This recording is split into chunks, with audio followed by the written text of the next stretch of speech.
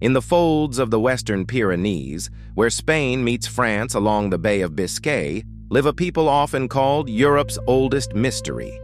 Their language sounds like nothing else on the continent, and for much of the 20th century, writers turned that strangeness into a legend.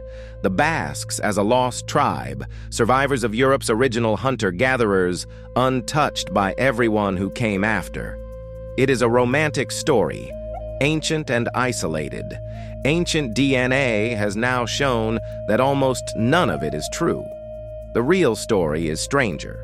It is not about a people who avoided history. It is about an ordinary Iron Age population that mostly avoided everyone else's history at the exact moment that history was busy overwriting their neighbors. Two different things happened to the Basques on two different timelines. Their genes are almost completely unremarkable. Their language is almost completely unique. For a long time, nobody could explain how both could be true at once. Start deep, before there was a Basque country at all. In the limestone hills of Atapuerca in northern Spain sits a cave called El Portalón. In 2015, geneticists sequenced genome-wide DNA from 8 people buried there, 3,500 to 5,500 years old, from the early farming cultures of Chalcolithic Iberia. Like early farmers across Europe, they descended from Anatolian populations that had spread agriculture west, mixing along the way with local hunter-gatherers more so than most other early European farmers did. When the geneticists compared these ancient genomes to living populations, one modern group stood out above all others. Of every population tested, the Basques showed the closest genetic connection to the Chalcolithic farmers of Atapuerca. It was real evidence that Basque ancestry traces back to Iberia's earliest farmers. But a farmer's genome is not the last word on Basque origins. Something else was still coming. While geneticists were reading bones, linguists had spent over a century failing to solve a different puzzle. Basque, or Euskara, is the only language isolate left in Europe. Every other language on the continent, from Spanish to Russian to Welsh, belongs to one enormous family, Indo-European, which spread across Europe and Asia beginning around 5,000 years ago. Basque belongs to nothing. No relative, living or dead, has ever been convincingly identified.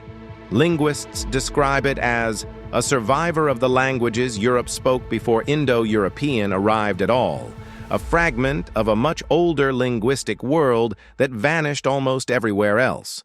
Some propose a wider lost family, sometimes called Vasconic, with Basque as its last surviving branch. For decades, the natural assumption followed. A language this different must belong to a people this different, sealed off from the migrations that reshaped everyone around them. It was a tidy theory. The DNA would not cooperate with it. In 2019, an international team published the most detailed genetic history of the Iberian Peninsula ever assembled. Genome-wide data from 271 ancient individuals spanning 8,000 years. It revealed a demographic event most people have never heard of. Around 4,000 years ago, in the early Bronze Age, a new ancestry began arriving in Iberia from the Pontic Steppe, the same grassland corridor that sent related migrants across most of Europe. By roughly 2,000 years before Christ, this incoming population had replaced about 40% of Iberia's genome-wide ancestry. On the paternal side, the change was even more extreme. Nearly every Y chromosome lineage in Iberia, close to 100%, was replaced by lineages the newcomers carried. This was not a Basque event. It was an Iberia-wide event, and the ancestors of the people who became the Basques lived through it exactly like everyone else around them. So if the Basques absorbed the same steppe migration as the rest of Iberia, what makes their DNA look different today? The 2019 study answered that directly, and the answer surprised people who had assumed the opposite for decades.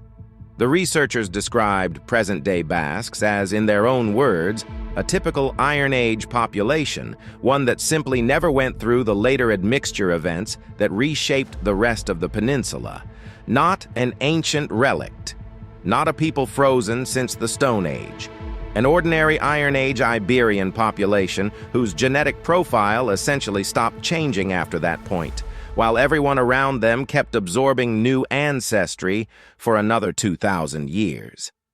The folk story says the Basques are unique because they are impossibly old.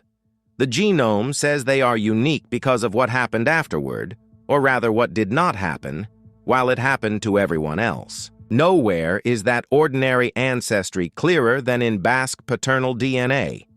A study of 158 Basque men across 4 provinces found that 83% carry Y chromosome haplogroup R1b, the same steppe-descended lineage that dominates paternal ancestry across most of Western Europe.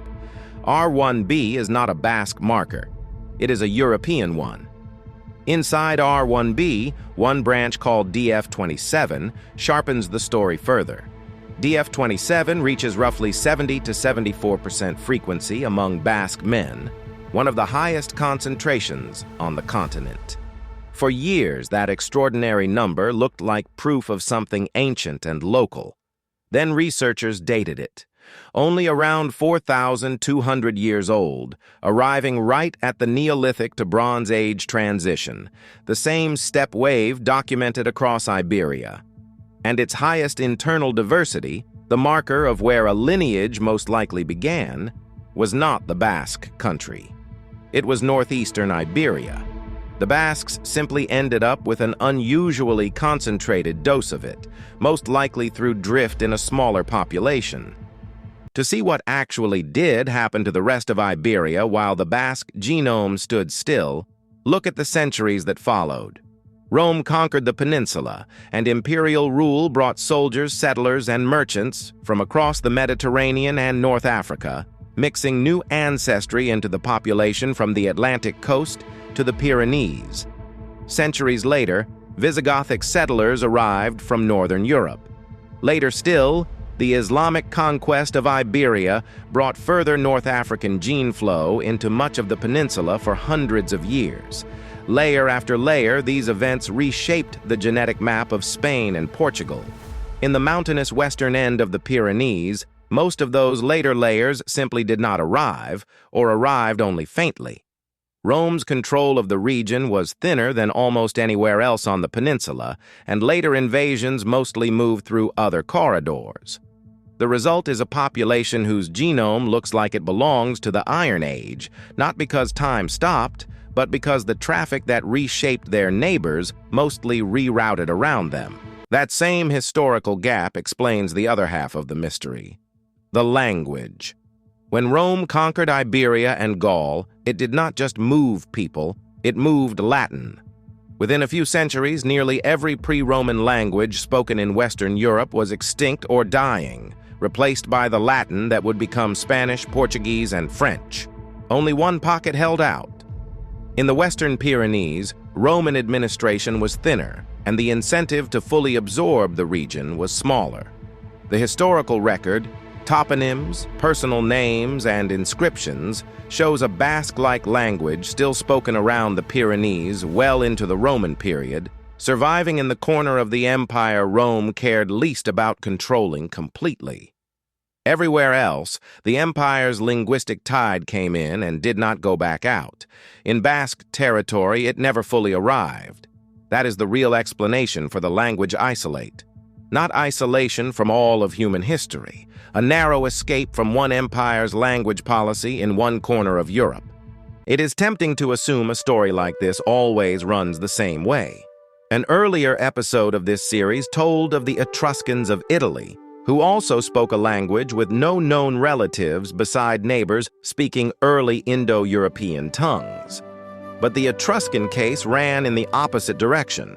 Etruscan DNA showed a population that had absorbed the same steppe ancestry as its Latin-speaking neighbors, yet held on to a language that predated that steppe migration itself, only to be genetically diluted later by the rise of the empire it helped to build. The Basque case flips both halves of the story. Basque ancestry did not resist the Bronze Age steppe wave, and it did not survive Rome by escaping conquest. It escaped the later demographic remixing that followed Rome. And Basque language does not predate the steppe migration the way Etruscan did. It predates Indo-European languages altogether, and it survived by slipping through the one linguistic net that caught almost everyone else in Western Europe. The old story about the Basques was seductive because it was simple, an ancient, untouched genetic island in the middle of Europe. The real story is more interesting because it is about timing rather than isolation. Basque ancestry is Iron Age Iberian, shaped by the same farming migrations and the same Bronze Age steppe wave that shaped Rome, France, and half the continent. What makes it stand out is that the later chapters, the Roman remixing and the invasions that kept rewriting everyone else's genome for another 2,000 years, mostly happened somewhere else. Basque language did not survive because its speakers were sealed off from history. It survived because, in one narrow stretch of the Pyrenees, the empire that erased almost every other pre-Roman tongue in Western Europe never quite finished the job. Genes and language are not the same record, and the Basques carry the proof. Not Europe's oldest secret, but the one corner of it where the empire ran out of time before it ran out of ambition.